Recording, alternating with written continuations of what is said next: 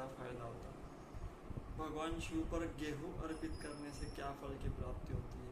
कईयों को तो ये भी नहीं पता कि भगवान शिव पर गेहूं भी चढ़ाए जाते हैं और उन गेहूं को चढ़ाने से क्या फल की प्राप्ति होती है, ये भी सुन लो। आप भी कल से चढ़ाना प्रारंभ कर दोगे, क्योंकि भारत में हर तीसरे घर में ये प्रॉब्लम है। हर तीसरा घर आज आप देखो टूट रहा है। हर तीसरे घर में कलह है, हर तीसरे घर में अशांति है, हर तीसरे घर में कोई न कोई मन मुटाव है। तो रिश्तों को मजबूत बनाता है भगवान शिव पर गेहूं चढ़ाना। आप 21, 51, 108 दाने भगवान शिव पर गेहूं के चढ़ा सकते हो, और वो चढ़ाने भी चाहिए। उससे घर में अन्नपूर्णा माता की कृपा बनी रहेगी, घर में अन्न की कमी नहीं आ सकती। दूसरा, किसी के घर पे कुछ कर दिया होता है, भूत प्रेत बाधाएं होती है, अलाय बलाय होती है, किसी का किया कराया होता है इन तांत्रिकों द्वारा, तो वो समाप्त हो जाएगा गेहूं चढ़ाने से।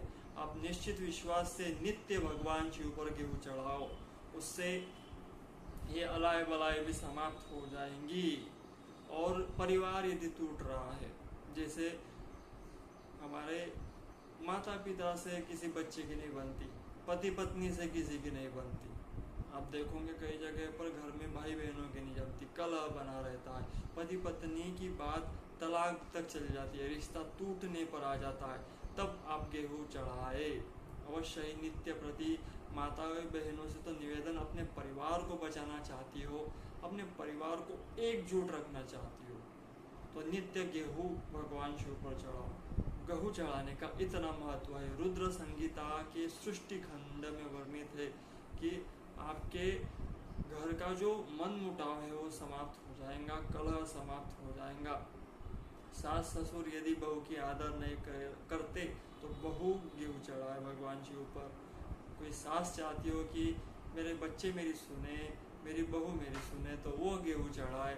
आप गेहूं चढ़ाकर अपने परिवार को एकजुटता में लाओगे, और ये अलाय बलाय जो भी भूत प्रेत बाधा है ये भी समाप्त हो जाएगी। और एक गेहूं चढ़ाने का फायदा, जिनके विवाह में दिक्कतें आ रही हो, जिनके विवाह में बाधाएं आती हो, संबंध रुक जाते हो, वो लोग भी भगवान शिव पर नित्य गेहूं अर्पित करें, तो इससे ये बाधाएं समाप्त हो जाएंगी। संतान का सुख प्राप्त होगा, जिनको संतान नहीं है उनको, और जिनकी संतान नहीं सुनती उनको भी। तो आप नित्य भगवान शिव पर इस श्रावण मास में गेहूं अवश्य अर्पित करें। बोलो राधे।